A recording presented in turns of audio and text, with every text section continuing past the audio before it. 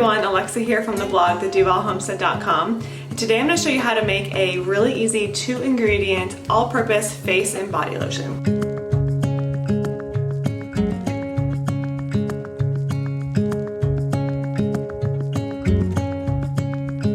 Now I was going to call this a DIY stretch cream lotion because I originally made this recipe when I was pregnant and I wanted to put something on my skin to help with the itchy, growing pregnant belly and to prevent stretch marks.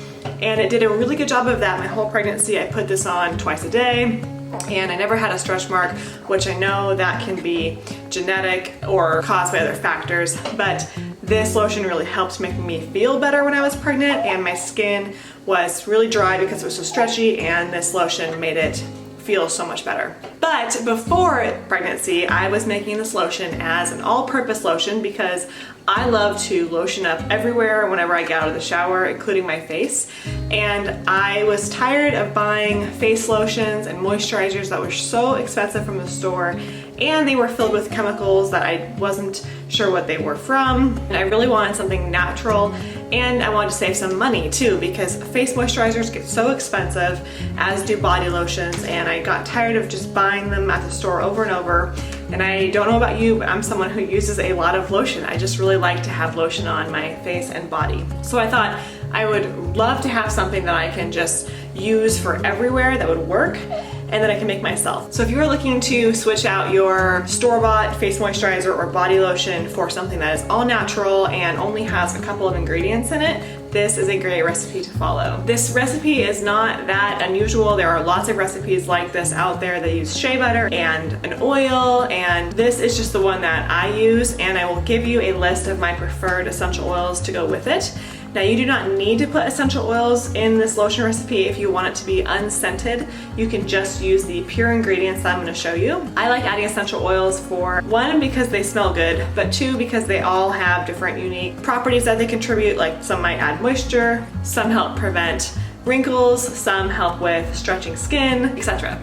So I enjoy using the essential oils for that reason. So I will put on the blog a list of different essential oil combinations that I have used for this lotion in the past that I've really liked. Just make sure that if you are going to add essential oils to anything, that you do your research on where they're coming from.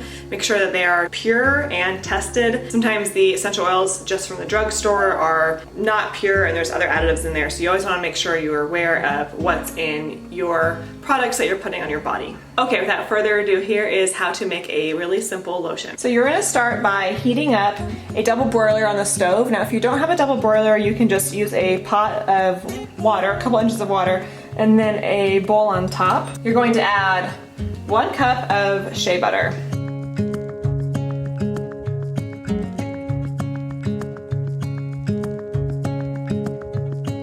Then you're gonna add a 1/4 cup of cocoa butter. Now, I added shea butter and cocoa butter to this, and I just realized I said this was a 2-ingredient lotion, but I wanna make a note that you don't need to add cocoa butter. You can just do 1 1/4 cup of shea butter, that's fine too.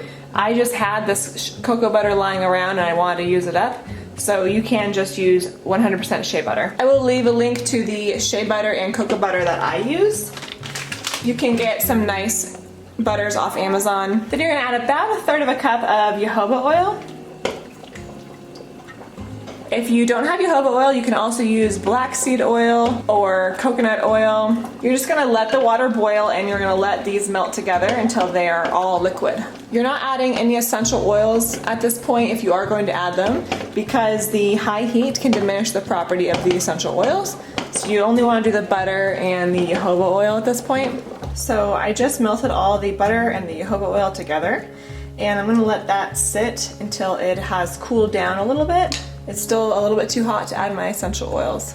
So if you're going to add essential oils, now's the time. Once your butter mixture has cooled slightly, I'm gonna add several different oils that I really like for my skin, that can go on my face and my body, that I've tested out before. Again, I will put these on the blog if you are interested in learning more about what combination of oils to put in your lotion.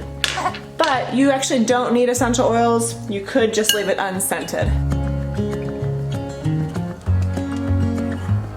So now that I've added my essential oils, I'm going to let this cool down to at least room temperature. So you have a couple options. You can either leave it on your counter and it will come to room temperature throughout the day. It'll take several hours to kind of harden up because it's still, as you can see, so liquidy.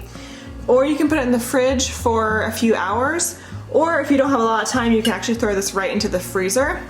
Now you don't want it to harden completely, so make sure you watch it. You just want it to harden mostly because you are going to stir this up one more time. So if you do put it in the fridge or the freezer and it becomes rock solid, just bring it back to room temperature and it will slowly soften. So I just pulled this out of the freezer and it is starting to harden.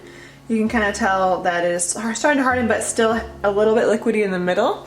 So this is the time I'm going to go ahead and grab some beaters and just hand mix this. What this is doing is kind of creating a whipped body butter type feel to the lotion. And I really like it that way because it's very easy to put on and easy to spread. So that's what we're going to do.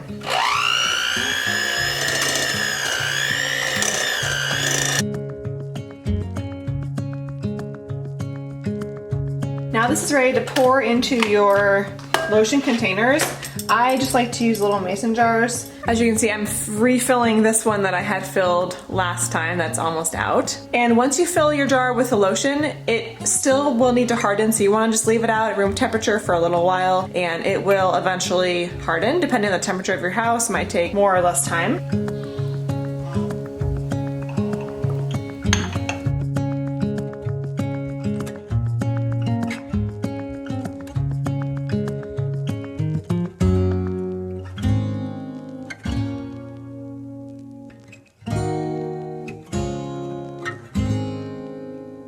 Alright, there you have it. That's how you make a simple face and body lotion that is really great for pregnancy to prevent stretch marks if you're looking for something for your growing belly. But if not, it's really just great all around for that one go-to lotion that works on your face and body, and it's so easy to make. If you're brand new to my page, make sure you subscribe on YouTube and like on Facebook. Every week I post new farm-to-table recipes and homemade natural living from our homestead here in Duval.